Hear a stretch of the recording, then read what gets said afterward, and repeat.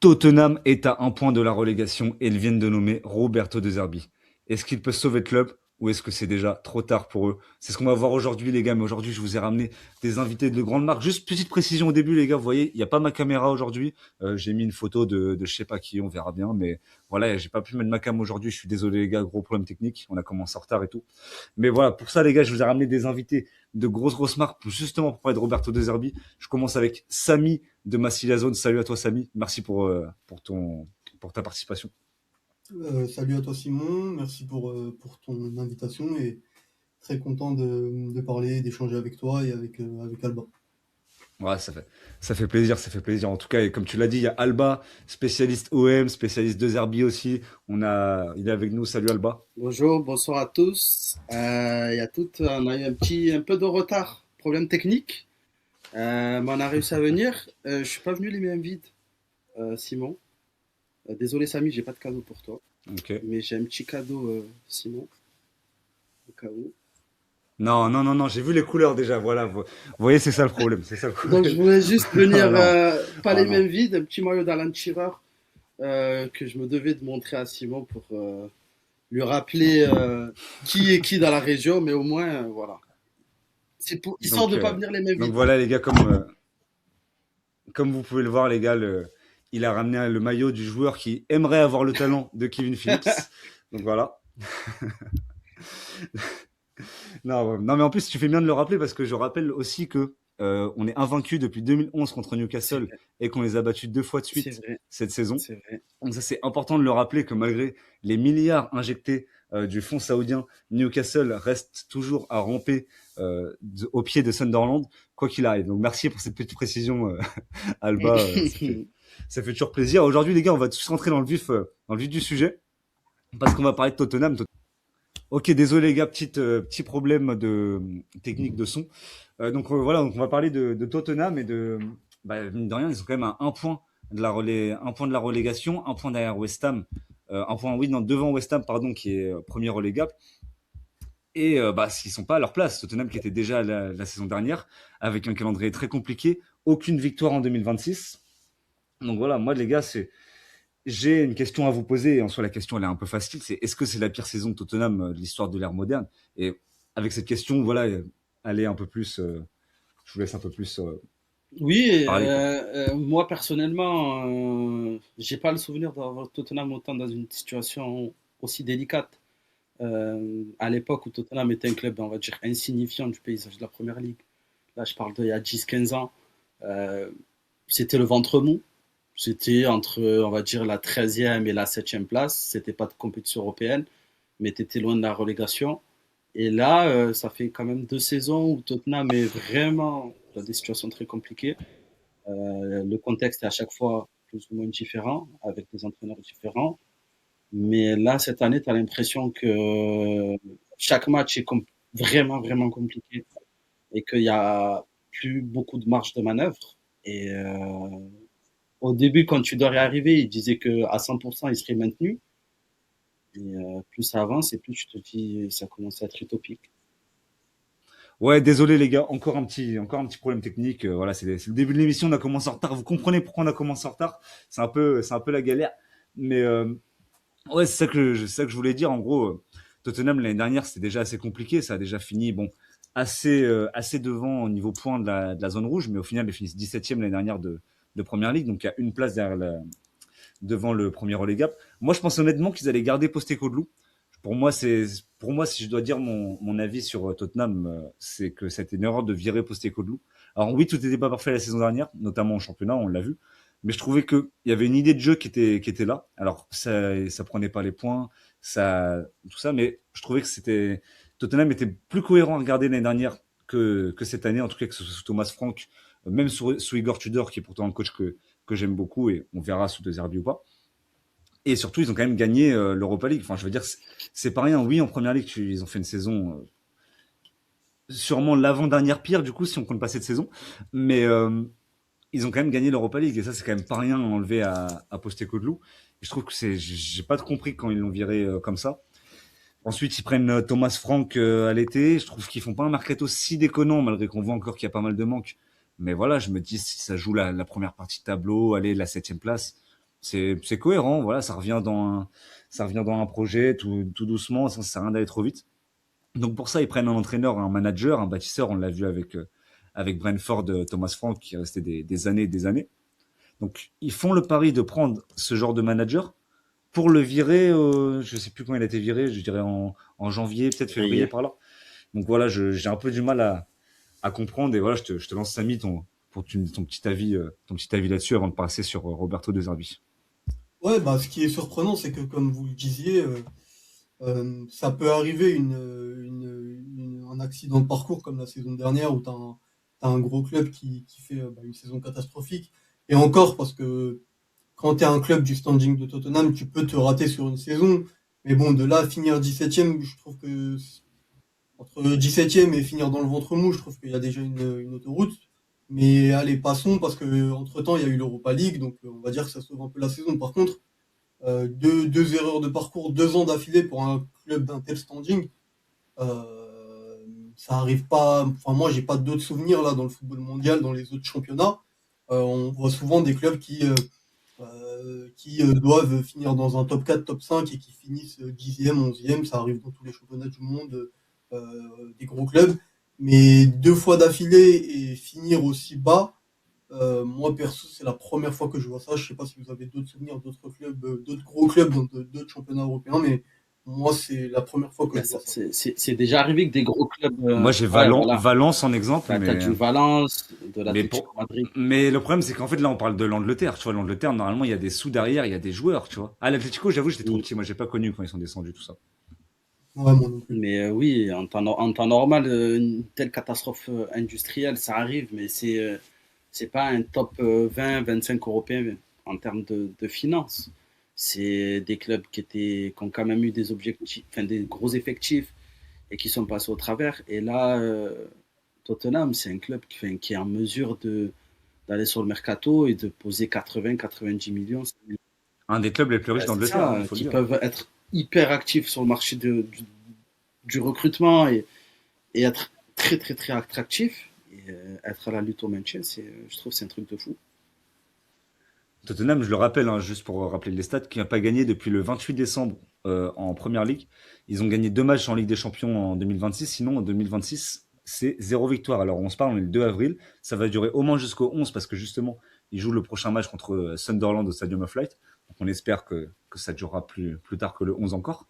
Mais c'est quand même assez inquiétant pour une équipe comme ça, quoi. Ah, Une équipe qui, il y a encore, c'était quand? C'était en 2019, donc moins de 10 ans, était en finale de Champions League. Avec une équipe qui nous a tous fait rêver. Je veux dire, les Eriksen, Harry Kane, Dele Alli, c'était des joueurs en tout cas, moi, personnellement, qui me faisaient kiffer, il quoi. y avait une bonne structure, il y avait un bon effectif. Je pense qu'il y a eu beaucoup de rendez-vous manqués dans ce club, notamment comme tu l'as bien dit cet été, où Postecoglou, certes, ça a été compliqué la fin de saison, mais ils ont pris le parti. D'ailleurs, lui, je crois, il en parle dans l'émission avec Gary Neville, Roy Keane, etc., où il disait, je crois que ils ont pris le parti de limite délaisser la première ligue et se focus sur la Coupe d'Europe. C'était un choix, mais ça a été un choix assumé par tout l'effectif. Donc au final, il n'a pas perdu son groupe. Son groupe est resté concerné. Mais malgré tout, le board a trouvé plus logique de le virer, chose qui au final peut se comprendre, mais repartir sur Thomas Frank avait plus un côté bâtisseur. Au final, on s'est rendu compte que c'était pas la bonne voie pour Tottenham. Après, ça fait pas de Thomas Frank un mauvais entraîneur en soi, mais je pense que dans l'idée, c'était pas ce dont avait besoin de Tottenham à l'instant T. Bah moi, en fait, mon avis sur les entraîneurs comme Thomas Frank, et en vrai de vrai, ça vaut mon avis, il vaut pour tout. C'est pas que pour Tottenham, vous voyez, c'est même pour tous les championnats dans tout le monde. C'est que si tu prends un entraîneur où tu as envie de faire un projet sur de longues années comme ça, un vrai bâtisseur, bah en fait, tu acceptes que possiblement la première saison elle soit moins bonne, quoi.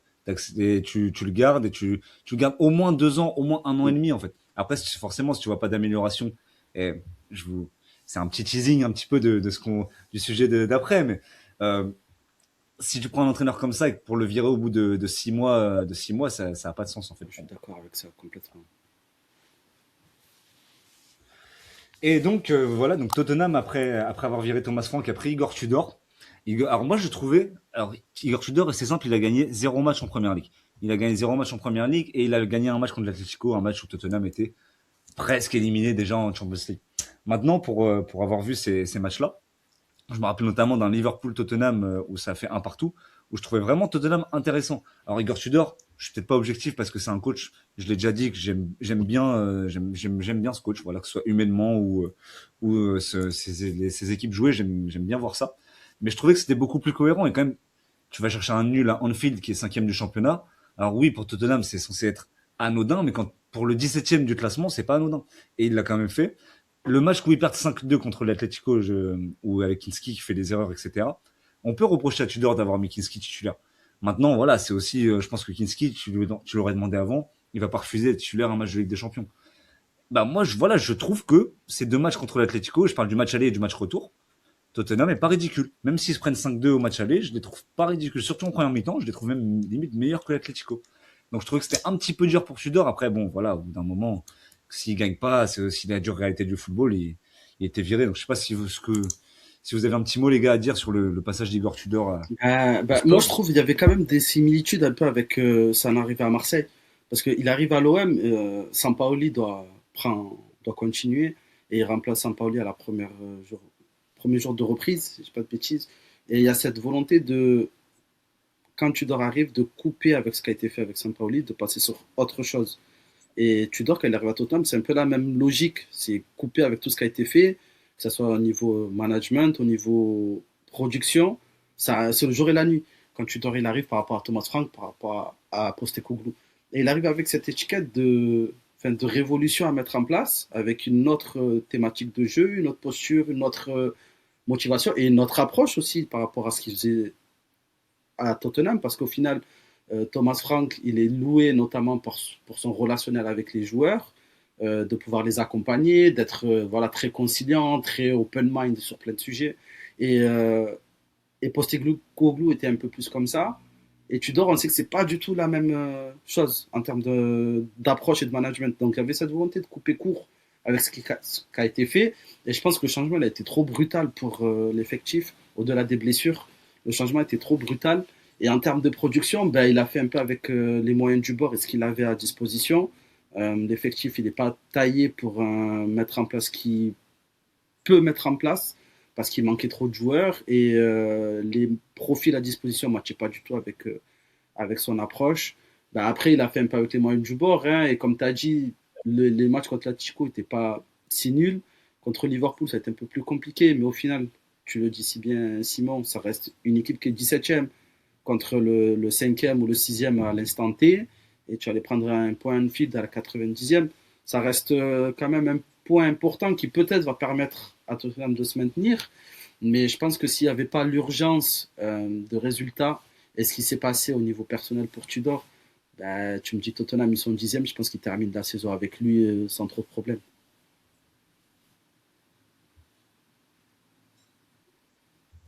Moi, je suis assez d'accord. Il a fait avec les moyens du bord. Après, je pense que j'ai quand je vois les déclarations qu'il a faites sur la fin de son aventure à Tottenham, j'avais l'impression que peut-être qu'au niveau de la direction, c'était mal perçu certaines déclarations. À un moment, il avait dit, j'ai plus les mots en tête, mais il avait dit quand je suis venu ici, je savais pas qu'il y avait autant de problèmes ou un truc comme ça. Et peut-être que ça n'a pas été très apprécié du côté du board. On sentait qu'il y avait un peu une dichotomie entre les deux clans, alors que ça devrait pas être deux clans, ça devrait être une seule unité. Donc on sentait que quand même ça allait pas faire long feu. Et après, comme tu l'as dit, de toute façon, quand tu gagnes pas, bah on sait tout ce qui se passe. Et puis on sait que avant que Tudor arrive, eux voulaient autant, si ce n'est peut-être plus, De Zerbi, je sais pas. Et ils ont vu qu'entre-temps, la position de De Zerbi a changé. Au début, c'était j'y viens pas si c'est un contrat court, et au final, lui a été un peu plus souple, et eux étaient capables de lui proposer plus qu'un contrat court. Et finalement, c'est ce qui s'est passé, puisqu'il a signé pour 5 ans. Donc je pense que c'est un alignement des planètes qui a fait que eux, ils ont senti que du côté de Zerbi, c'était plus ouvert. Et en même temps, ils ont senti que clairement, avec Tudor, ils pouvaient pas continuer. Donc voilà. Ouais, non, franchement, vous avez tout dit. Franchement, je suis plutôt d'accord avec vous. Juste pour, voilà, pour aussi mettre un petit peu de crédit à Igor Tudor et même en vrai à Thomas Frank, hein, c'est que, alors là, je suis sur la feuille de match de Liverpool. Donc, par exemple, là, je vois Van de Ven qui était absent pour carton rouge. Voilà. Mais sinon, les blessures, et c'est pour la plupart des blessures qui durent. Donc, il y a Betancourt, Bergval, Bissouma. Alors, Bergval qui devrait revenir, vu que je l'ai vu jouer avec La la Suède, ouais. Suisse, la Suède, pardon. Yves Bissouma, Ben Davis, Gallagher, Kulusevski. Lui, je crois qu'il n'a pas joué avec la Suède. Je suis pas sûr de moi, mais voilà. Non. Madison, Odobert, Paligna, Romero, Udoji. Et du coup, ouais, Van de Ven qui était suspendu pour ce match, mais du coup, il doit être revenu. Mais ça fait quand même beaucoup, beaucoup de blessures et des joueurs importants Ouais. à tous les postes. Mais du coup, ouais, comme tu m'as dit, enfin, comme tu as dit, Samy, tu as très bien lancé. Tottenham a viré du coup Igor Tudor. Enfin, les deux se sont séparés et ils ont nommé Roberto De Zerbi qu'on connaît quand même bien en France, qui a été à Marseille, qui est aussi passé par Brighton, Sassuolo et j'en passe et des meilleurs. Shakhtar Donetsk aussi. Et donc Tottenham lui offre un contrat quand même très long, un contrat de 5 ans, avec un salaire. Alors j'ai plus les montants exacts, mais je crois que c'est vraiment un des entraîneurs les mieux payés de Première Ligue et même du monde, avec évidemment la mission de garder cette équipe en Première Ligue en fin de saison. Hein, je pense que c'est la mission pour l'instant la plus importante. Donc moi les gars, j'ai une question, on va dire fil rouge, c'est pour vous, est-ce que Roberto De Zerbi va réussir à maintenir Tottenham à la fin de saison? Et après je vous lancerai un petit peu sur le coach italien. J'ai envie de te dire oui, je pense. Je pense quand même qu'il va réussir à gagner des matchs, à la différence de son prédécesseur. Donc déjà, gagner des matchs, ça va l'aider. Là où je suis pas non plus 100% convaincu, c'est que West Ham pousse. West Ham, depuis que Paco Gémez est arrivé mi-janvier, je crois, ils sont sur une série de matchs où ils perdent très peu et le contenu est relativement bon. Ils regardent toutes les équipes droit dans les yeux. Et ils étaient dans une période où ils ont enchaîné les gros. On se disait, bah, c'est mort. Ils vont acter leur descente en championship et ils ont pris des points. Donc ils sont sur une spirale positive, on va pas dire hyper positive, mais positive, à la différence de Tottenham qui est sur une spirale complètement négative. Mais la chance de Tottenham, c'est qu'aujourd'hui, ils ont un coach qui serait en mesure de prendre des points et de gagner des matchs. Là où je pense que c'est ce qui a manqué à Tudor, c'est de prendre voilà, un point pour soulager, une victoire à Fulham ou une victoire à domicile qui fait que tu te dis, bon, ben, on peut aller chercher quelque chose. Cette victoire, elle n'est jamais arrivée. Et peut-être que si De Zerbi, je crois qu'il n'est pas sur le banc, peut-être qu'il sera sur le banc pour le premier match à Sunderland. Oui, il le saura parce que il y a pas de match Voilà. ce week-end Donc, là, c'est la semaine donc, prochaine. voilà, je ne serais pas étonné.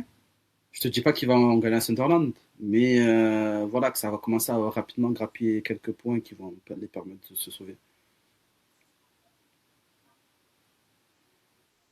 Je sais pas, c'est difficile d'être catégorique, mais bah déjà, mine de rien, il a un point d'avance sur West Ham. À cette journée de la fin, tous les points comptent. J'aurais même tendance à dire qu'il a 2 points d'avance parce que la différence de but, elle est plutôt très confortable. Donc voilà. Après, le calendrier, je trouve que c'est équilibré entre le calendrier de Tottenham et celui de West Ham. Je trouve que les deux jouent deux gros. Tottenham joue Chelsea, qui est vraiment pas en forme sur la deuxième partie de saison. Joue des équipes un peu qui sont un peu dans le ventre mou, comme Sunderland, Everton, mais qui peuvent un peu quand même aller accrocher encore peut-être le top 6, top 7.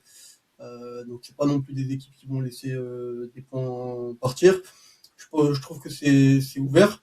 Mais après, voilà, je pense que le maintien ne dépend pas que de lui. Il va aussi récupérer des blessés, même si ça, je pense que c'est une info qu'il faut nuancer, parce qu'on ne parle pas de petits blessés, c'est des blessés longue durée. Kulusevski n'a pas joué pendant je ne sais pas combien de temps, une blessure assez grave.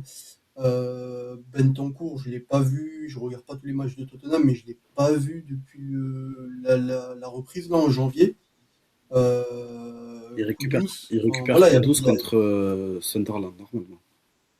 voilà, il y a des blessés, je trouve qu'il y a des blessés longue durée, donc c'est pas non, sur 7 matchs, on peut pas s'attendre à ce que c'est des joueurs qui puissent retrouver un niveau de performance C'est élevé clair. et qui va changer le visage de l'équipe non plus. Donc ça, Surtout que c'est des joueurs qui vont revenir, peut-être pas dans leur meilleure forme physique. On sait que la première bah ligue, non, c'est bah un du tout, championnat qui clairement. demande une forme physique presque parfaite. Donc, non, franchement, je suis plutôt d'accord avec vous.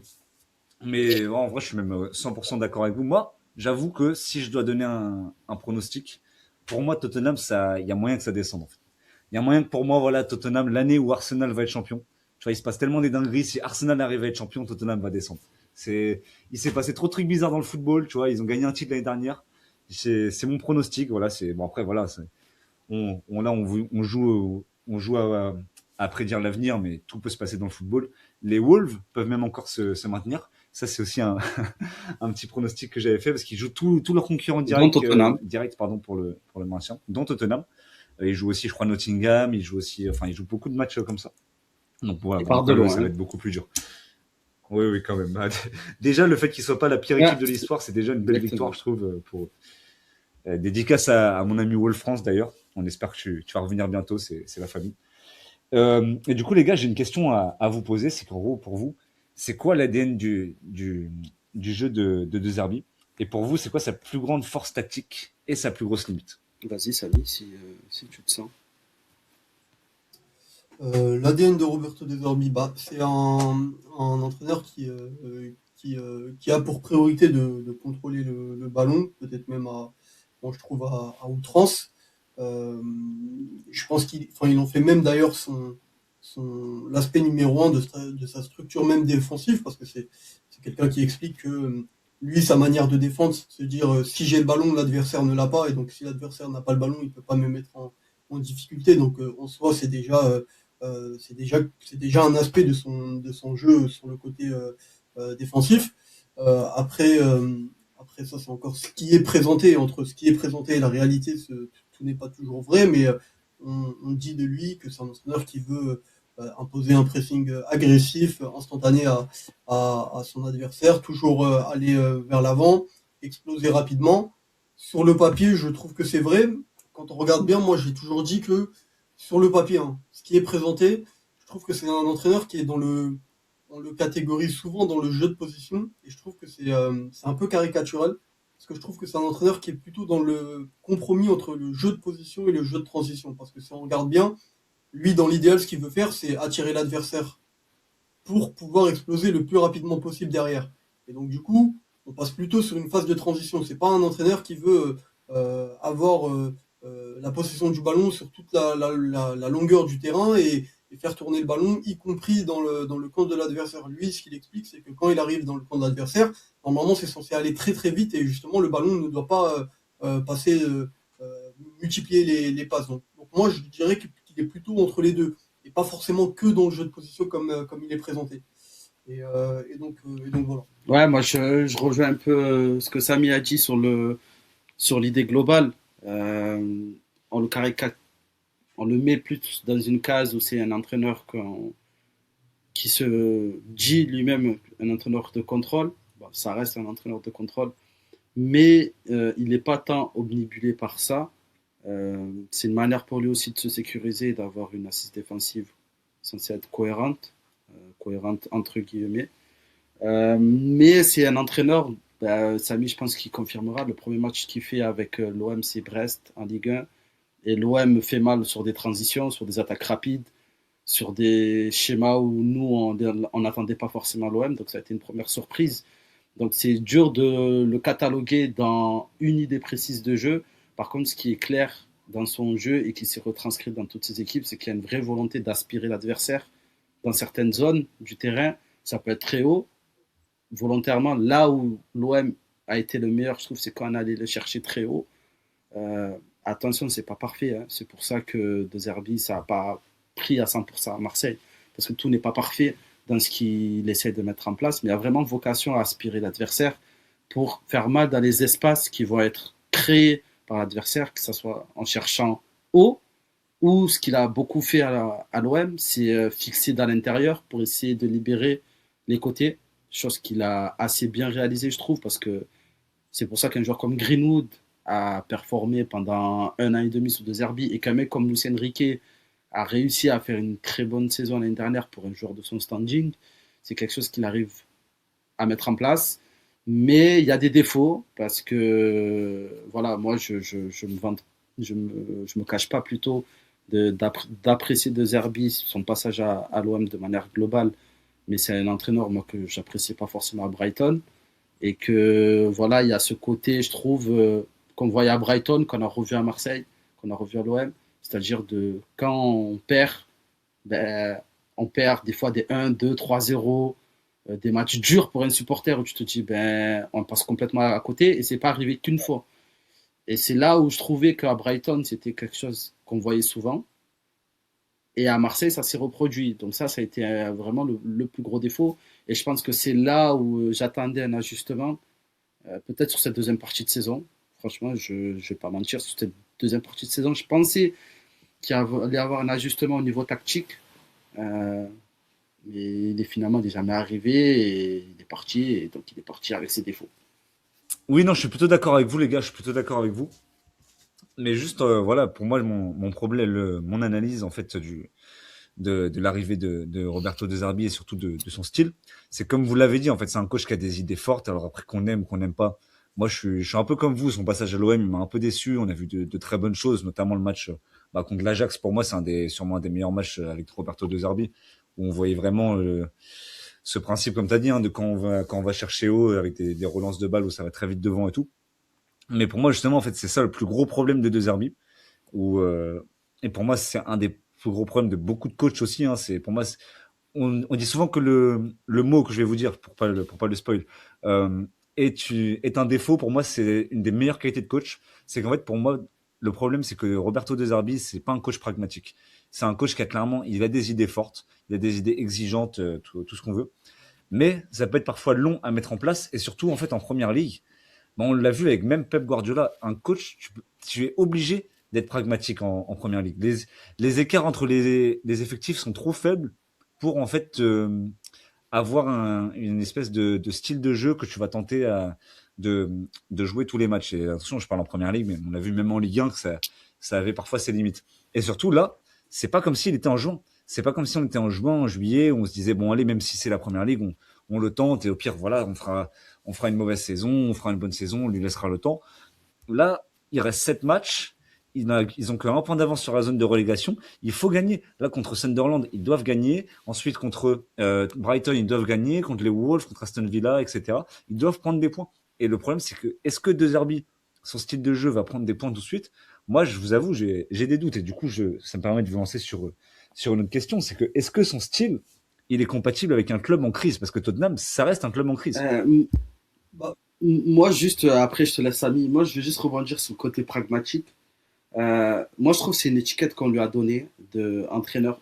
Parce que je comprends que dans son approche globale, il y a un côté, c'est tout le temps la même chose. Il fait tout le temps relancer court. C'est tout le temps aspirer. C'est vrai. Dans l'idée, c'est vrai. Mais moi, je trouve que à l'OM, chaque match, l'approche était différente. D'ailleurs, c'est ce qui lui a valu beaucoup de critiques, de changer en permanence de 11, de changer les joueurs de leur position. Le fond, je trouve, était différent, mais est-ce que la forme en elle-même était Il vraiment y a différente? volonté, franchement, il y a eu des matchs où d'un match à un autre, Ou tu te plutôt dis l'inverse, pardon. où ça a marché, je te dis une bêtise, contre Angers, ben pourquoi contre Toulouse, on voit pas la même chose? Parce qu'il y avait toujours cette idée de s'adapter à ce que faisait l'adversaire.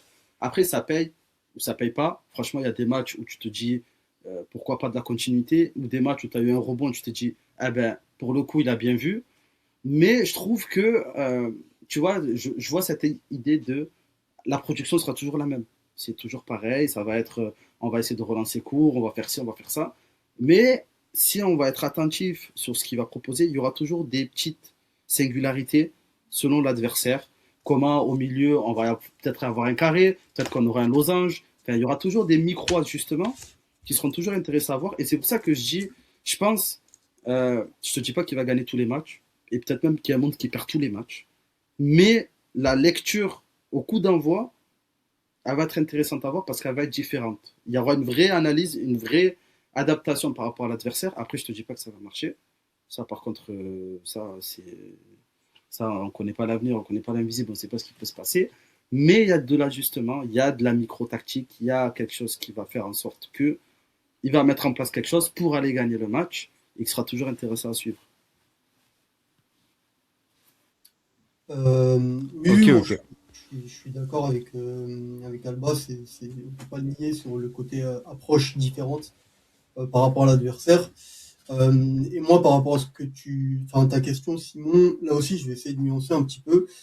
Moi, de toute façon, comme tu le sais, c'est pas du tout un entraîneur que j'ai apprécié et que j'apprécie. Donc, On a, mais on par a contre, cru comprendre ça, ouais. je trouve que pour la situation de Tottenham en crise, c'est peut-être pas une si mauvaise idée que ça, contrairement à tout ce qu'on lit depuis quelques heures. Dans le sens où, comme on l'a dit en début de vidéo, c'est une équipe qui finalement est en crise, mais c'est pas une équipe qui est en crise depuis 3 mois ou depuis le début de saison. Finalement, c'est une équipe qui est 17e depuis la saison dernière, donc c'est une équipe qui est en crise depuis un an. Et donc du coup, si elle est en crise depuis un an, et surtout quand on connaît les attentes qu'il y a autour d'un tel club, quand tu es en crise sur une durée aussi longue, tu es tout le temps dans l'urgence. Et donc quand tu es dans l'urgence, peut-être qu'aux entraînements, avec n'importe quel entraîneur, euh, avec Franck, avec Tudor, tu peux pas faire de football, tu peux pas parler de football. Donc tu es tout le temps dans l'urgence. Et peut-être que les joueurs, ils ont peut-être ce besoin intellectuellement d'être stimulés de nouveau. Et je pense qu'avec De Zerbi, même s'il va se mettre dans une mission, il faut prendre des points, c'est plus fort que lui, il va mettre de la complexité, il va mettre du football. Il sait qu'il pourra pas mettre en place son jeu sur cette match, mais il va quand même essayer de faire de l'imprégner. C'est plus fort que lui. Et je me dis que peut-être c'est ce dont ont besoin les joueurs. Peut-être que nous, on se dit, non, il faut prendre des points dans l'urgence, on s'en fout du foot, on s'en fout du jeu, il faut juste prendre les points. Et peut-être que mentalement, les joueurs, ils ont besoin de se rappeler que c'est des joueurs de foot. Et je pense que depuis un an, ils sont tellement en crise qu'ils l'ont oublié. Et donc là, arriver avec un entraîneur qui va leur rabâcher certains principes à longueur de journée, bah, finalement, même dans un contexte d'urgence, c'est pas une si mauvaise idée que ça. Parce qu'intellectuellement, ça va les restimuler, parce qu'ils vont se rappeler que c'est des joueurs de foot. Et depuis un an, ils ont peut-être oublié cet aspect-là. Donc je pense qu'il faut un peu nuancer le côté, c'est pas un pompier et que sur cette match, il pourra pas mettre en place son jeu. Surtout que là aussi, je pense que c'est un peu une caricature. On l'a entendu à l'OM. Je trouve que dans son jeu, tout n'a pas besoin de temps pour être mis en place. C'est surtout les détails qui ont besoin de temps et les détails sont importants dans son jeu. Par contre, il y a un certain nombre d'aspects de son jeu que tu peux mettre en place relativement rapidement et je pense que ça, il pourra le faire. Donc là aussi, je trouve qu'il y a une caricature. Il n'y a pas besoin de 6 mois pour euh, le désherbage en entièreté. Mais moi, en vrai, je suis plutôt d'accord avec vous, même si, je vous avoue, en fait, je suis d'accord avec ce que vous avez parlé de micro-ajustements, etc. Mais je tiens quand même juste à revenir sur mon propos. Je trouve que oui, il y a des micro-ajustements, etc. Et en vérité, comme beaucoup de coachs, hein, bon, apparemment pas Régis Lebris qui ne sait pas qu'on peut changer d'équipe de match en match, mais bon, ça, voilà, on va pas, c'est pas le sujet, on en parle déjà assez dans cette émission. Mais je trouve quand même que c'est assez souvent le même fond, en fait, le même fond de jeu, en fait. C'est le mot qu'on utilise un peu à tort à travers, fond de jeu. C'est surtout ça, en fait, que je voulais dire quand je disais que qui était pas pragmatique, entre guillemets. Sinon, évidemment, il y a des fois des micro-ajustements. Mais par exemple, je sais pas, là, Tu, tu, en fait, j'ai un match en tête de l'OM cette année, mais j'essaie de le comparer avec un autre bon match de Marseille.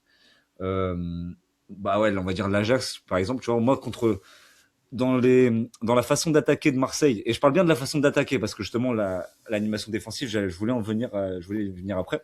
Mais par exemple, entre l'Ajax et le Real Madrid, qui sont deux matchs différents de l'OM cette saison, je trouve que les façons de ressortir la balle, etc., étaient assez similaires. Et pourtant, quand tu regardes les deux équipes en face, c'était deux équipes à aborder pour moi différemment. Par contre, le Real Madrid, au final, tu fais un match assez héroïque entre guillemets, un match, on va dire d'homme. Mais bon, si je crois que en plus, je crois que c'est toi, Samy, que j'avais vu tweeter. Si Mbappé a pas un genou en vrac, Marseille, il y a 8-0 au bout de 10 minutes, quoi. Donc voilà, tu vois, c'est au final le match. Je pense que pour les supporters marseillais, c'est un bon souvenir parce que voilà, t'es pas ridicule face à Madrid.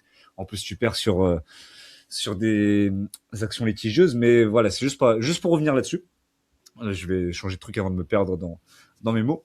Donc moi les gars, ma question aussi c'était est-ce que pour vous, parce on l'avait aussi vu à l'OM, j'ai vu d'ailleurs c'était un supporter de Tottenham qui a fait une compilation des buts des buts Concédé. marqués contre, ouais, concédés, ouais, c'est ça, merci Alba, des buts concédés contre Marseille. Et une compilation, en gros, pour parler de Roberto De Zerbi. Donc, est-ce que, pour vous, son style de football, c'est pas trop risqué, son animation défensive est pas trop risquée défensivement pour la première ligue? Parce qu'on l'a vu même à Brighton où ça prenait des buts, etc. Mais là, t'es dans une équipe en crise, en plus dans une équipe qui doit pas prendre beaucoup de buts, quoi. Ben moi je suis oui moi comme je l'ai souligné, je trouve que quand même l'équipe de Zerbi, enfin l'OM de Zerbi avait vraiment, ça s'est vu de toute façon sur les derniers buts qu'on a pris, ça tourne à la caricature, hein, parce que au-delà de tous les buts similaires qu'on a pris, je pense à Angers, je pense à Strasbourg l'année dernière, des buts qu'on a vus et revus avec cette notion de bloc équipe qui n'existait plus ou qui n'a jamais existé, je ne sais pas, où le b.a-ba du foot n'était pas respecté, c'est-à-dire juste cadrer son porteur pour éviter que l'attaquant parte sur 50 mètres dans le dos de la défense. C'était le b.a-ba du foot et ce n'était pas respecté. Et même, par contre, ce type de but-là, je ne l'ai pas vu à Brighton et je l'ai vu à l'OM. Et je l'ai vu trop souvent. Et s'il n'y avait plus cette, où ça n'a peut-être jamais existé, mais cette notion de bloc équipe euh, qui n'existait pas et qui était très frustrant de voir des buts similaires. Après, il y a une question des erreurs individuelles. Bon, ça, t'as pas la main dessus et tu peux rien parce qu'au final, es quand même relativement très exposé dans le foot de Zerbi. Mais quand tu regardes, par exemple, le match contre Paris où tu as 3-4 erreurs individuelles, c'est grossier. C'est grossier. C'est pas le fait d'avoir le ballon, de prendre des risques. C'est juste ridicule. C'est de l'amateurisme. Mais Oui, et surtout, t'inquiète, je te laisse finir, mais par rapport aux erreurs individuelles, moi, il y a une phrase que j'aime, je sais plus, je crois que c'est une phrase du basket d'un coach, en fait, qui dit à un joueur, si tu fais un mauvais match, c'est pas de ma faute. Maintenant, si tu fais un mauvais match deux fois de suite, ou si tu fais une erreur une fois, c'est pas de ma faute, voilà. Maintenant, si tu fais une erreur deux fois, si tu fais la même erreur deux fois de suite, là, c'est de la ah faute du oui, mais coach. je le dis, et pourtant, franchement, je suis très élogieux sur le passage de Deserve à l'OM. Mais c'est inconcevable pour qu'une équipe qui est censée lutter pour le titre de prendre deux fois, trois fois, quatre fois le même but. C'est impossible. Si tu estimes que c'est pas toi le problème, alors c'est un choix d'homme et un joueur que Balerdi, pourtant, je porte dans mon cœur depuis qu'il est là. À un moment donné, il te fait les mêmes erreurs, les mêmes petites erreurs. Sors-le. Si tu estimes que c'est pas ta faute l'animation, sors-le. Ça veut dire qu'il n'est pas fiable pour ton animation, pour toi, pour ton équipe, il devient plus fiable. Alors change l'homme. Chose qu'il n'a pas fait, et pourtant les problèmes sont continuent, on continue. Après, je cite Ouais, Balerdi, mais ça peut être un autre, ah, hein. c'est ça en fait, moi c'est ça que j'allais te dire, c'est que en 2 ans, en 1 an et demi à l'OM avec Roberto De Zerbi, il y a combien de défenseurs qui sont passés sous le bus au final comme ça? On a Balardi, on a Pavard, on a Ben, Cornelius tu l'année vois, dernière, je trouve que Medina. l'année dernière, et pourtant c'était pas, c'était Kondogbia en défense, Cornelius, il y avait moins ces erreurs individuelles grossières. Parce que Balerdi l'année dernière, il fait une saison relativement bonne. Quand tu compares à celle de cette année, sa saison de l'année dernière, elle est très bonne. Et tu avais moins ces erreurs, ces approximations. Il y a eu des trucs de fou, tu vois, il y a eu Cornelius à Auxerre, la faute, mais tu n'as jamais atteint le point de Balerdi à Paris, de Aguerd face à Angers, de Aguerd face à Toulouse. Lilian Brassier, on s'en Oui, rappelle. voilà, tu as eu Brassier l'année dernière, mais tu n'as pas eu Pavard contre le Sporting, Pavard en Ligue des Champions. Tu n'as pas eu ça l'année dernière. Et pourtant, tu avais des joueurs moins C'est vrai, forts. c'est vrai. C'est là où je me dis, il y a quelque chose qui a loupé.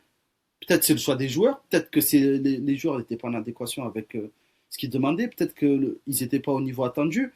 Mais moi, franchement, je suis OK dans l'idée que l'animation, elle doit être travaillée. D'ailleurs, on l'a vu, mais il était question peut-être que Alessandro Nesta vienne avec lui dans le staff. Finalement, il aurait décliné. On ne saura jamais si c'est vrai ou pas. Mais pour moi, c'était hyper cohérent de prendre un entraîneur de la défense, parce que de toute façon, ça se fait en première ligue. Donc lui, pourquoi il échapperait? Il était question de ça. Finalement, il ne vient pas. Mais pour moi, c'était logique. Quand tu vois l'impact d'un Enzo à Arsenal, tu te dis, bah oui, c'est peut-être ce qu'il faut faire, surtout pour un coach comme lui. Mais moi, j'attends de voir à ce niveau-là comment il va régler ce problème, parce que pour moi, c'était devenu un gros chantier. Et c'est typiquement le type de chantier qui peut faire que Tottenham descende en fin de saison, s'il n'arrive pas à s'ajuster sur ce volet-là. Moi, sur le système défensif, bah, comme je l'ai dit au début, je trouve qu'on parle de système défensif alors qu'en réalité, il n'en a pas. C'est un aspect du jeu c'est un aspect du jeu dont il fait litière, en fait. Il le prend pas en compte et je Ou pense ça qu'il ne l'intéresse travaille pas. pas. Ouais, ou ça l'intéresse pas. Lui, bah, justement, il estime en fait il estime que justement le fait d'avoir le ballon le protège du risque ou du risque de concéder des occasions de but. Et sur ce qu'on voit, parce qu'on parle de ce qu'on connaît, ce qu'on a vu à l'Olympique de Marseille, c'est que notamment sur cette saison, j'ai plus souvenir sur la saison dernière, mais sur cette saison, dans le top 6 de Ligue 1, l'OM est l'équipe qui concédait, son OM était l'équipe qui concédait le plus d'occasions nettes de buts. Donc ça montre qu'il met indéniablement son système défensif, son équipe dans des positions délicates. Paradoxalement, avec ballon, son OM était l'équipe pareil du top 6 qui perdait le moins de ballons sur la position basse. Donc ça peut être plutôt rassurant. Mais indéniablement, on a quand même deux échantillons, à savoir Brighton et l'OM. Et ce qui en ressort de ces deux échantillons-là, c'est que c'est un entraîneur qui met son équipe qui met son équipe vraiment dans la vulnérabilité d'un point de vue défensif. Je pense pas que là, sur les 7 matchs à Tottenham, ça va devenir un rempart. Il va continuer à prendre des buts. La vraie question, c'est est-ce qu'il va réussir à en mettre Et plus ils qu'il vont n'en jouer des prend. sacrées attaques entre temps. Ils vont jouer Aston Villa. Bon, après, Aston Villa, c'est pas les meilleurs en ce Ouais. moment. Mais par exemple, ils vont jouer Brighton avec Minte, Mitoma, etc. C'est des bêtes devant, etc. Après, Honnêtement, là, ça peut faire mal. la différence, on va dire, avec tout ce qu'il a eu, que ce soit à Brighton et à l'OM, c'est que logiquement, et je dis bien logiquement parce que je suis pas le plus grand fan de Van de Ven et de Romero, mais logiquement, c'est censé être des meilleurs défenseurs que ce qu'il a déjà eu. Parce que Oui, c'est vrai. Romero, individuellement, ça reste relativement fort pour la première ligue. Ouais, mais en fait, c'est pareil. Ce n'est que l'ombre d'eux-mêmes, en Oui, fait. voilà, il faudra les Là, remettre en scène. on a Oui, parlé je de suis d'accord. Balerdi, c'est encore pire, en fait, eux, tu vois. C'est même pire que Balerdi, Mais je trouve leur que chute à eux. il y a un Donc, point tu vois, qui est intéressant, c'est que les joueurs ont l'air un peu hypés par son arrivée. Donc, je rejoins peut-être l'idée de Samy que stimuler à nouveau les joueurs, ça peut être intéressant. Mais si on prend, par exemple, voilà, il faut remettre Romero à l'endroit. Enfin, Romero, il a une Coupe du Monde à préparer. Je pense qu'il a tout à gagner à se remettre à l'endroit. Bon, Van de Ven, on verra ce qu'il y a à gratter parce qu'il a l'air déjà parti alors que la saison n'est pas finie.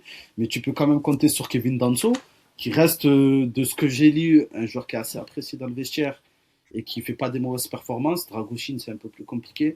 Mais si tu as un Danso et un Romero qui sont plus ou moins à l'endroit, et tu peux rajouter un Van de Ven, on va dire, sur cours alternatif, bien sûr, tu ne gagneras pas tous tes matchs, notamment contre les gros. J'ai envie de te dire, un déplacement à Wolverhampton, si ces joueurs ils sont en phase, un minimum, bah, tu peux t'en sortir. Mhm. Et Non, je si suis je peux plutôt d'accord avec rajouter, toi. Ouais, excuse-moi vas-y, si vas-y. je peux te couper, si je peux rajouter un truc, c'est que contrairement à ce qu'il a connu quand il est arrivé à l'OM, où il est arrivé vraiment avec une équipe nouvelle, inédite, c'est que là, mine de rien, c'est quand même une équipe où il y a des joueurs qui sont là quand même depuis un an et plus, et que même si on dit que passer de Tudor à De Zerbi, ça veut rien dire du tout, bah, finalement, on voit que l'équipe, elle part de Postecoglou, qui, je trouve, sur certains aspects, se rapproche de Zerbi, notamment sur le fait de ressortir de derrière, même si Postecoglou, effectivement, lui, cherche un peu plus de verticalité plus rapidement. Mais je trouve que le fait d'avoir travaillé un peu avec Postecoglou, pour certains joueurs qui sont encore là, d'avoir travaillé avec Franck, qui, lui, est dans une approche plus simple et moins élaborée, puis ensuite Tudor encore plus simplifié, et maintenant de revenir avec De Zerbi, euh, je trouve sur un jeu un peu plus patient et plus axé sur la position et le placement de chacun, je trouve que ça rapproche les joueurs de ce qu'ils ont pu connaître avec les trois précédents que j'ai cités. Et surtout, je trouve que contrairement à la Ligue 1 où j'ai l'impression, moi, à la fin de son aventure, j'ai l'impression qu'il a jamais vraiment trop compris ce championnat. Par rapport à la première ligue, c'est quand même un championnat, j'abuse un peu, mais c'est quand même un championnat qu'il connaît par cœur. Donc peut-être qu'il aura aussi un peu cette touche de, je sais pas si on peut appeler ça du pragmatisme ou je sais pas, mais il aura quand même cette connaissance qu'il n'avait pas forcément en Ligue 1 pour ne pas se faire piéger sur certains matchs. Par exemple, si on fait la comparaison avec un Postecoglou, moi le premier, je dis souvent que De Zerbi manque de pragmatisme. Si on compare avec Postecoglou, je trouve que De Zerbi est quand même plus pragmatique. Pas énormément plus, mais il l'est plus quand même. Oui, il va pas Donc te mettre voilà. une ligne de fait, à 9 contre 10, à 9 contre 11 à Ouais. 50 mètres des buts, quoi. Il le fera pas. C'est ça. Et à l'OM, d'ailleurs, on a vu que quand il était en difficulté, par exemple, là, tu prends l'exemple d'un carton rouge, quand il était en difficulté, prenait un carton rouge ou quoi, il avait même le défaut d'en Mm. faire trop dans le côté on se protège. Là où peut-être un mec comme Postecoglou ne va même pas ajuster ou quoi. Donc voilà. Non, franchement, c'était vachement intéressant, les gars. Je suis plutôt d'accord avec tout ce que vous dites. Juste moi, j'aimerais juste rajouter, parce que depuis tout à l'heure, on va dire, je suis un peu la voix, on va dire, contre De Zerbi. Je pense que c'est le joueur de coach, pardon, et je dis pour appuyer mon propos, je me sers de la série que l'OM nous a sortie la saison dernière. Je pense que humainement, c'est peut-être le genre de joueur capable d'aller chercher, d'aller titiller ce Mm. vestiaire en crise. Alors après, c'est toujours pareil, hein, c'est toujours un qui tout double avec les joueurs, mais je pense qu'il peut aller Mm. les chercher, voilà, Mm. il peut leur donner Moi, ce je te le dis à, supplément-là. à 100%.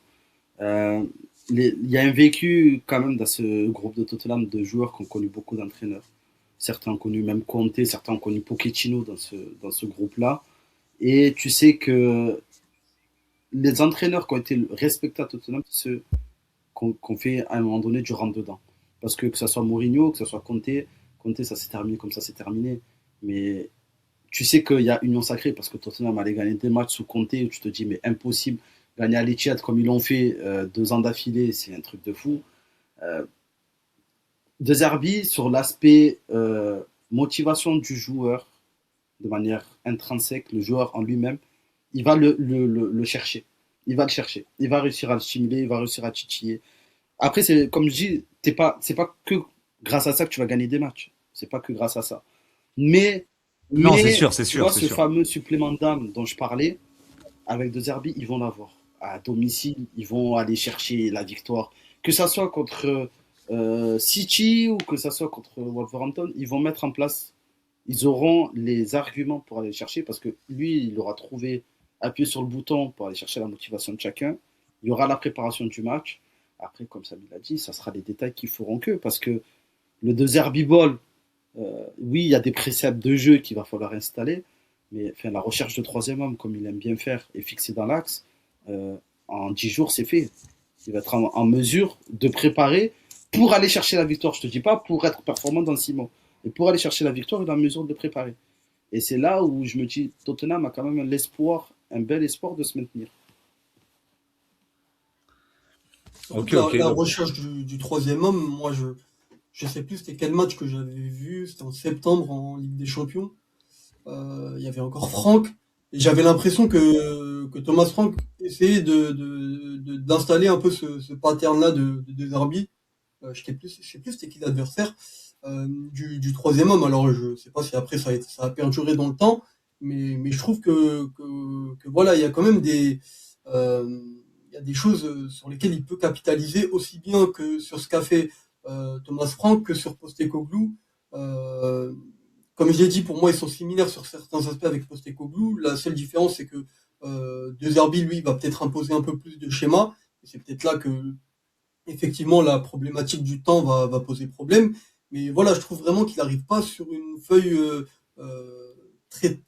aussi blanche que quand il est arrivé à l'OM, par exemple, où vraiment là, il fallait tout mettre en place, aussi bien tactiquement que au niveau effectif, au niveau des joueurs et des nouveaux joueurs, parce qu'il y avait plus de nouveaux joueurs que d'anciens d'ailleurs. Non, non, bah franchement, ouais, je suis plutôt d'accord encore une Ben, fois, hein. Plutôt la d'accord encore une recherche fois. d'exigence, tu vois, elle sera moins compliquée à aller chercher à Tottenham qu'à Marseille. À l'OM, vraiment, aller dire aux joueurs, leur faire comprendre qu'ils peuvent aller chercher des très très gros résultats, c'était quelque chose d'inimaginable. Alors que je pense qu'à Tottenham, tu vas voir le vestiaire de Tottenham, tu leur dis, ils vont jouer contre. Bon, ils vont pas jouer contre Arsenal, mais tu vas jouer contre Arsenal. Si on fait comme ça, vous pouvez aller gagner le match. Les joueurs vont être beaucoup plus réceptifs qu'à l'OM. Ou à l'OM, tu avais l'impression que des fois c'était un fou qui parlait. Parce que entre ce qui te disait, ce que tu voyais, avant le match et la production, tu te disais, ah ouais, mais en fait, non, ils sont pas du tout en phase. Alors que je pense qu'avec des Romero, avec des Solanke, avec des Pedro Porro, des Doji, ben, tu auras peut-être ce truc de te dire, ah, on peut faire peut-être quelque chose. Et on va tout faire pour. Et ça sera peut-être ça qui va leur permettre de se maintenir. Après, la saison prochaine, s'il est en première ligue, peut-être on va en parler, mais il ne faut pas non plus attendre que ça soit un prétendant au titre. Je pense pas. Mais s'il retrouve ce ranking entre la quatrième et la septième place, bah, écoute, ce sera déjà une première petite victoire. Ouais, non, je suis plus d'accord. Et ouais, non, comme t'as dit, pour moi, en fait, pour moi, ils vont garder deux arbitres. Alors après, on sait jamais avec le board de Tottenham, mais ils vont garder deux arbitres, ça se maintient. Je l'ai entendu dire que si jamais il descendait, il resterait au club. Moi, j'y crois zéro. Aussi bien pour Tottenham que aussi bien pour lui. Aucun des deux voudra pour moi continuer l'aventure. Et j'aimerais aussi ouais, parler, parce qu'en fait, pour une partie des fans, il y a une excitation d'avoir un entraîneur aussi réputé, entre guillemets, parce que De Zerbi, on va pas se mentir, il a une réputation derrière lui. C'est pas que un coach qu'on va regarder par rapport à ses trophées et tout. Je pense qu'on s'est tous fait aussi avoir, entre guillemets, quand il est arrivé à Marseille, c'est qu'on imaginait aussi tous ce coach, quoi. Le nouveau meilleur coach du monde, etc. On a entendu beaucoup de choses. Maintenant, donc, il y a beaucoup de fans anglais qui sont excités par ça. Mais il y a aussi énormément de sceptiques, et surtout dans la presse anglaise, où on lui reproche beaucoup de ne rien avoir gagné, quoi, d'avoir un palmarès quand même assez faible. Alors, je crois qu'il a une coupe d'Ukraine, Mm. peut-être. Je crois qu'il a un Oui, truc, il va une avoir super le truc coupe ou un truc comme ça, après. en Ukraine, mais il a vraiment enfin, il a très peu de trophées. Et donc moi les gars, j'ai une question parce que Roberto De Zerbi, même quand il était à Marseille, on entendait souvent Milan est dessus, Manchester United est dessus, et même quand il est parti, on entendait des trucs. Est-ce que le fait d'aller à Tottenham, qui est quand même un club, alors oui, comme on l'a dit, c'est un club qui a beaucoup d'argent, etc. C'est un club d'un plus haut standing, mais dans les faits, Tottenham, ça a quand même beaucoup de mal à se qualifier en Coupe d'Europe, d'année en année, pardon, à être vraiment régulier et en fait, depuis Pochettino, à part l'année dernière, ils ont eu des coachs, ils ont eu des joueurs, hein, Mourinho, Conte, Nuno à l'époque qui avait fait du très bon boulot à Wolverhampton, et ça a jamais vraiment vraiment pris quoi. On n'a jamais eu un Tottenham comme à l'époque de Pochettino, possiblement qui jouait le top 3, top 2, possiblement pour gagner au moins jouer le titre quoi. Alors moi ma question c'est est-ce que c'est un déclassement pour De Zerbi qui du coup résulte de son échec marseillais? Non, moi je pense pas. Après, je trouve que c'est vraiment relativiser la très bonne période de Tottenham. Je pense que c'était une période où le foot anglais, on va dire, était un peu à la croisée des chemins entre Manchester City qui était dans son et Liverpool qui faisait un peu la guerre. Enfin, Liverpool qui a commencé à monter et rejoindre Manchester City, mais derrière ça suivait pas tant que ça parce que Chelsea c'était très très aléatoire. Les montagnes Voilà. russes, ouais, c'était un peu les montagnes russes Chelsea. Ouais. Arsenal, il n'y avait pas Arteta, c'était quatrième, cinquième, sixième place. Il y avait un spot à prendre qui soit allé bien prendre, hein. Mais on a vu après sur la durée que ça a été très compliqué pour eux, Tottenham de se réinventer. Moi, je pense pas que ça soit un déclassement par rapport à l'OM. Je pense que c'est le genre de mission qu'ils pouvaient potentiellement espérer. Parce que, comme tu as dit, oui, on parle de Manchester. Oui, je pense quand même que Manchester, enfin, après, ça a été dit, l'offre pour Manchester a existé avant qu'il aille à l'OM.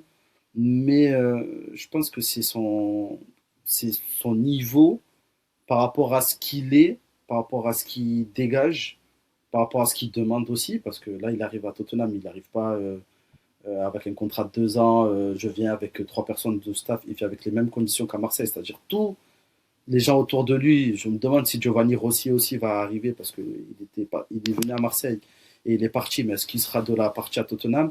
Mais il vient avec tout son staff et là, il a une vision panoramique de tout ce qui va se passer au club dans l'aspect sportif. Donc, on lui donne beaucoup de responsabilités et je pense que c'est un entraîneur un peu comme. Bon, là, on a parlé de. Enfin, la presse anglaise a fait le lien, plus italienne, le lien avec Ferguson, qui venait avec un peu un rôle à la Ferguson. Mais c'est un peu comme Conte aussi, c'est un entraîneur qui vient et qui demande beaucoup, sinon il ne vient pas. Donc tu es obligé en tant que club soit de t'ajuster, soit lui ne vient pas et tu lui offres pas ce qu'il demande. Donc c'est dur de trouver une corrélation entre. Mais est-ce que du coup c'était vraiment le bon choix pour Tottenham? Parce qu'en fait, on n'en a pas parlé, mais du coup c'est parfait d'en parler à ce moment-là. C'est que il y avait là tout de suite pour à la place de Tudor, il y avait deux noms qui se battaient un petit peu. deux noms bien différents, qui est Shane Dyche et Roberto De Zerbi. En sachant que Tottenham il va avoir des coachs qui vont être libres en fin de saison, comme Glasner de Crystal Palace qui a réalisé du très bon boulot, Marco Silva de Fulham, pareil, qui a réalisé du très bon boulot. Ça parle aussi d'un retour de Pochettino, qui est là avec les États-Unis, qui va probablement arrêter après la Coupe du Monde. Sauf que Tottenham, ils ont voulu. C'était soit en gros tu prends un Shendai en pompier, ou soit tu prends deux Zerbi et tu espères qu'il va te ramener des points rapidement. Donc moi, je me demande aussi, est-ce qu'il fallait pas possiblement prendre un pompier de service comme Shendai justement, quand le pompier, le pompier type d'Angleterre, et derrière partir sur un entraîneur Ah, possible, peut-être moins lessivé aussi mentalement que De oui, Zerbi, c'est parce vrai. que De Zerbi, j'ai l'impression que Marseille Ouais, l'a lessivé aussi. aussi un petit peu. Mais je pense qu'il y a vraiment un côté. Je pense qu'il y avait une excitation chez le board de se dire on prend un gros nom maintenant, on prend de, on Je prend de pense aussi, Zerbi ouais. maintenant, et c'est aussi enfin, pour eux d'avoir un peu la paix, tu vois.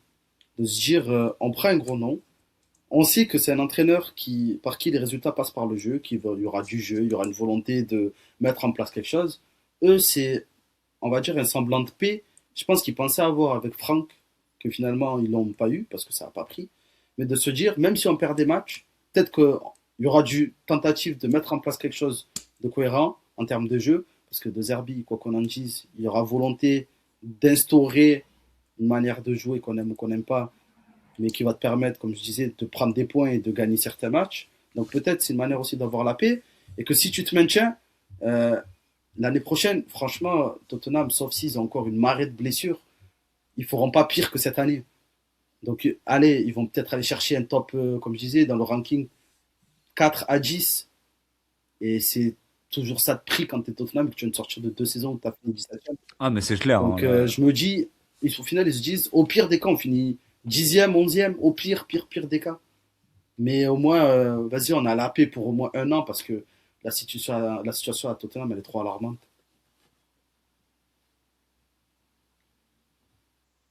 Bon, ça a mis un petit mot, ou pas, hein, attention.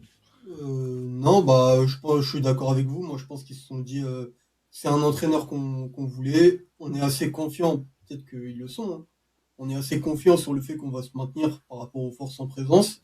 Et donc, ça nous donne la garantie que au mois de juin prochain, à la reprise de l'entraînement, bah, on aura un entraîneur qu'on voulait depuis le début, et que là, on pourra vraiment commencer à travailler. Je pense que eux, dans leur esprit, le maintien, ils pensent que ça va certainement se faire. Là où je pense que s'ils avaient eu plus de doutes, ils seraient partis effectivement sur un pompier pour se dire déjà on se maintient et puis après en jouant on verra qui on prend. Mais là, je pense qu'ils se disent avec les qualités qu'on a dans l'effectif, même si c'est pas un effectif exceptionnel non plus, hein, sinon il serait plus haut malgré les blessures. Mais avec les qualités qu'on a, ça va le faire. Et comme ça, on gagne du temps et en jouant, on aura déjà le mec qu'on voulait, qui connaîtra l'effectif depuis 3 mois, et puis voilà. Ok, ok. Non, mais franchement, c'est intéressant. Et voilà, j'en profite aussi pour dire un dernier petit truc sur Roberto De Zerbi. C'est qu'il y a une grosse partie aussi des fans qui ne voulaient pas de lui par rapport à son soutien affiché à Mason Greenwood. Alors, il n'a pas soutenu l'action qu'a fait Mason Greenwood, qu'on rappelle de frapper. Alors, je suis pas sûr si ça, mais je crois qu'il y a eu je sais pas si on peut le dire, le mot avec le Oui, V sur tu YouTube. peux le lever. Voilà, voilà. Donc je crois que voilà, Mason Greenwood, il me semble qu'il a fait ça. Je veux pas accuser. En tout cas, il a pas de Zerbi. Ce que je voulais dire, c'est qu'il a pas défendu ça. Il a dit que pour lui, voilà, sur l'homme qui connaissait Greenwood, c'était un Et bon qu'il avait gamin, droit à une etc. seconde chance. Et qu'il avait droit à une seconde chance, exactement. Voilà. Maintenant, en Angleterre, ça a pas du tout passé parce qu'en Angleterre, l'affaire Greenwood a fait beaucoup plus de bruit qu'en France. Hein, donc pour eux, il est vraiment persona non grata là-bas. Donc voilà, c'était important de le dire. Et j'en profite aussi pour, on va dire, la dernière question sur Roberto De Zerbi avant de passer très très rapidement sur la FA Cup. C'est que bah, du coup, il avait son Mason Greenwood à l'OM. Il avait son Mitoma à Brighton. De Zerbi, il a toujours eu un joueur d'aile vraiment bon. Merde, il avait qui Mm. Berardi à Sassuolo. Il a toujours eu ce genre de joueur. Shakhtar, je sais pas trop. Je vous avoue, je connais pas trop. Mais là, j'ai envie de vous demander, ça va être qui ce mec-là à Tottenham? Parce que bon, t'as Xavi Simons, Mohamed Kudus, peut-être, mais c'est pas vraiment des joueurs d'aile. Sinon, il y a Odobert, mais bon, Odobert, enfin, j'ai rien contre lui, c'est un bon petit jeune, mais moi, je le trouve quand même. il est limité, quoi. Voilà, c'est un fait.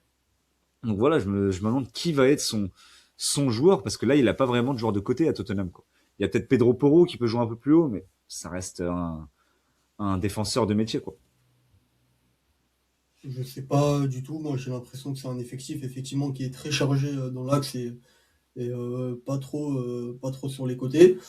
Après, je pense que lui, ce qu'il veut faire, c'est quand même avec ce fameux jeu de rebond de passe, faire en sorte que trouver des espaces rapidement pour les joueurs sur le côté. Donc, je pense qu'un joueur, tu vois, des joueurs comme Tel, etc., des joueurs un minimum à l'aise techniquement, même si c'est pas des vrais ailiers, à partir du moment où il y a des espaces, ils peuvent être dangereux. Donc, si lui réussit Mm.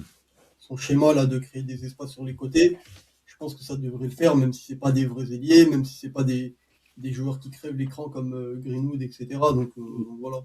Oui, et après, tu peux même partir sur un 4-2, pardon, un 3, 3-4-2-1. Ouais. 3-4-2-1, 3-4-2-1 avec bah, du coup l'animation des côtés à un Pedro Porro et Udogie, et après dans les 2-10, un peu dans le demi-espace, des mecs comme Xavi Simons, comme Mohamed Kudus, qui pour moi c'est peut-être Moi, je leur pense meilleur poste, quoi. que, moi, Je sais je pas pense, ton. moi, je pense que Kudus, il y a quelque chose à faire. Mais Kudus, le problème, c'est le remettre à l'endroit.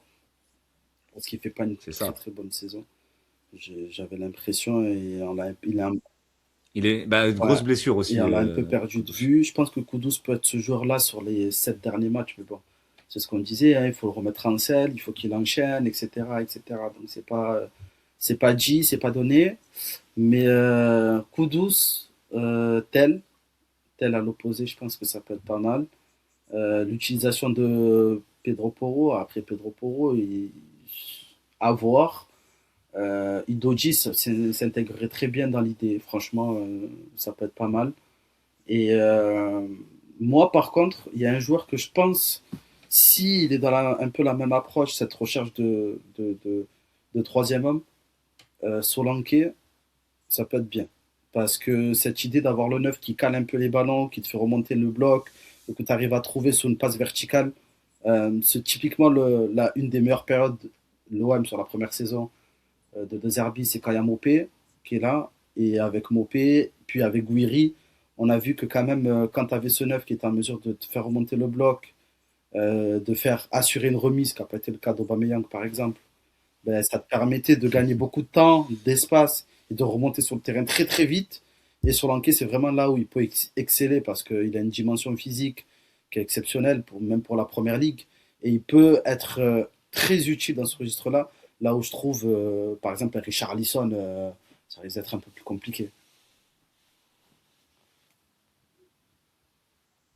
Ok, ok, non, bah les gars, écoutez, je crois qu'on a fait un peu le tour sur Tottenham et De Zerbi. Vous avez pas vu ma caméra, mais franchement, ça fait plaisir d'avoir des experts. J'ai fait beaucoup oui de la tête parce que franchement, ça fait plaisir quoi de voir des mecs qui maîtrisent bien leur sujet et tout. On voit que vous avez pensé les matchs de l'OM. Donc là, les frérots, on va revenir vite fait sur les quarts de finale de FA Cup. On va passer très rapidement dessus. Donc les quarts de finale de FA Cup qui vont jouer ce week-end, on aura un West Ham contre Leeds, Southampton contre Arsenal, Chelsea contre Southampton qui est en Championship, Chelsea contre Port Vale qui est dernier de League One, qui ont aussi accessoirement éliminé Sunderland au dernier tour sur le score de 1-0. Et le choc des quarts de finale, Manchester City-Liverpool. Et les gars, on va pas faire des previews, je sais pas quoi sur la FA Cup, mais je vous ai prévu une petite question pour vous deux euh, sur justement ce match Manchester City-Liverpool. Donc on est d'accord les mecs que vous êtes tous les deux pour Manchester City-Liverpool, pardon. Des fois j'ai un peu du mal à articuler sur ce club. Donc on est d'accord les gars, vous êtes tous les deux pour Oui, Marseille. Alors les gars, j'ai une question pour vous. Qui est le seul joueur à avoir joué à l'Olympique de Marseille, Liverpool et Manchester City? attends, t'as dit Liverpool, Liverpool, Manchester City et Marseille. un joueur, t'as dit un joueur, hein? Ouais, c'est ça, ouais, un joueur. Ouais, ouais, c'est ça, un joueur, ouais, qui a joué pour les trois. Manchester City, Marseille, c'est dans les années 2000. Euh, Il est toujours en activité. Enfin, je crois qu'il est toujours. Oula, merde. Ouais, les mecs, désolé, petit bug. En fait, voilà, pour rien vous cacher les mecs, vous savez qu'on était sur Podcastle, on était sur Riverside, ça buguait aussi. On est retourné sur Podcastle, il y a toujours des bugs. Je continue à essayer de trouver le bon logiciel, les gars. Vous inquiétez pas, ça va venir. Du coup, on était où? On était au petit quiz, hein, entre guillemets. quel joueur est passé par Marseille, Liverpool et Manchester City. Je vois que vous bloquez un petit peu, donc je vais vous donner un petit indice. Ouais. Attends, dis-moi, ouais, Non, non, Alba. vas-y. Je vais vous donner un petit indice. C'est un joueur qui, avec Marseille, a mis 8 buts dans sa carrière. Et avec Liverpool, on a mis un seul. Avec Marseille, il a marqué 8 buts seulement. Il a marqué 8 buts, ouais. Moi aussi, je pensais qu'il en a mis plus, mais il en a mis 8. Et, là, et tout à l'heure, t'avais dit quoi? T'avais dit année 2000 plutôt. Moi, j'avais Non, dit année 2000. c'est Alba qui a dit ça. Moi, j'ai rien dit. Ah, donc c'est peut-être pas ça. C'est peut-être pas ça. Attends. Tout dépend ce qu'on entend par année 2000, en fait. On va dire année 2010. 2010, Dans les années 2010. il a joué à Liverpool et à Manchester City. Ouais. Liverpool, Manchester City, il y a qui? Il y a Milner. Et après, non, je peux vous rajouter d'autres clubs. Et d'ailleurs, oui, il est toujours en activité, d'ailleurs. Il a d'ailleurs, cette année, autant de matchs que de buts marqués. Donc, voilà. Donc, je vais vous dire des clubs, mais dans le désordre, parce que sinon, ça va vraiment être facile. Surtout si je vous dis, par exemple, au club où il était avant d'aller à Marseille, vous allez trouver à 100%. Donc, dans le désordre, on va commencer Genoa. Il a aussi joué à l'Inter Milan. Putain. Il a aussi joué à Brescia. Là, son club actuel, c'est Al Ittifaq. Ah, Donc, Balotelli. exactement, voilà, Ah bah Balotelli. oui, bah oui. Putain, waouh. Mais moi, Ah, j'étais ouais, choqué tout à l'heure. J'ai dit, on Ah l'a bah oui, trouvé c'est vrai. à Elite FIFA, Waouh. quand même. et ouais, le seul joueur qui a joué à City, Liverpool et Marseille. Incroyable. Ouais, c'est Et je crois que c'est le compte Out of Context OM, je crois, incroyable. qui l'a dit. J'ai vu ça sur Twitter tout à l'heure et petite dédicace à lui. J'ai vu ça, je me Et suis dit, c'est c'est vrai, pas il mal. était allé. Ouais. Donc voilà, hein, les gars. Bah, en vrai, nous, ça fait, ça fait au moins 2 heures qu'on est en appel. L'émission, elle va durer une petite heure, mais voilà, on a eu pas mal de galères techniques, mais je pense que l'émission, elle est quand même plutôt qualitative. Mm. Donc voilà, je vous remercie les mecs. Hein, à part si vous avez me dire un petit truc à rajouter, mais Non, bah merci pour l'invitation, c'était cool. non, mais il y a pas de souci. Donc Lou Alba, c'est arrobase, non. Bon bref, du coup Samy. Parce que... non, je rigole, je rigole. Non, Alba, c'est, alors, dis-moi si je me trompe, c'est Alba Laza, c'est ça sur Albazalaza, ouais. Albaza Laza, c'est ça, sur Twitter. Est-ce que vous pouvez aussi te retrouver peut-être autre part ou Ouais, bah sur Retour du Stade, RDS, avec Younes, Max Vendrel, Optimiste. Je suis passé chez Youth en début janvier. Youth TV, dédicace. Et je suis passé à l'OM aussi, en début de saison. Avant que à l'OM? Ouais, Comment ça à l'OM? j'ai fait un avant-match au OM, j'ai été invité. Ah ouais, ah au Vélodrome et tout là, quand Ouais, ils font? quand ils font l'avant-match Incroyable. sur Twitch, et j'ai été invité. La classe, mon gars. Du coup, je suis passé pendant 45 minutes avec Diana et Hugo, et c'était cool. Et c'était sympa. Ah ouais, la classe de fou. Et donc voilà, merci, je mettrai ton arrobase en C'est description cool. de la vidéo. Et merci aussi à Samy, arrobase SamyBou sur Twitter, Massiliazone, etc. Et est-ce qu'on peut te retrouver aussi ailleurs? Ouais, non, sur Twitter et puis sur Massilia Zone pour les vidéos sur le YouTube. Donc voilà.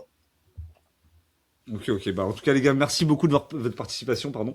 C'était vraiment, j'ai un peu galéré à trouver des invités, justement, qui connaissaient et Tottenham et on va dire Roberto De Zerbi, mais quand vous deux vous m'avez dit oui, j'étais vraiment content parce que je sais que vous êtes des experts entre guillemets du sujet. Donc merci à tous ceux qui ont suivi la vidéo, les mecs. N'hésitez pas à vous abonner, à liker, à me dire en commentaire, à nous dire en commentaire, est-ce que pour vous Roberto De Zerbi va sauver Tottenham? Et donc voilà les gars, on se retrouve nous dès la semaine prochaine sur PL Show et salut à tous. Ciao, ciao.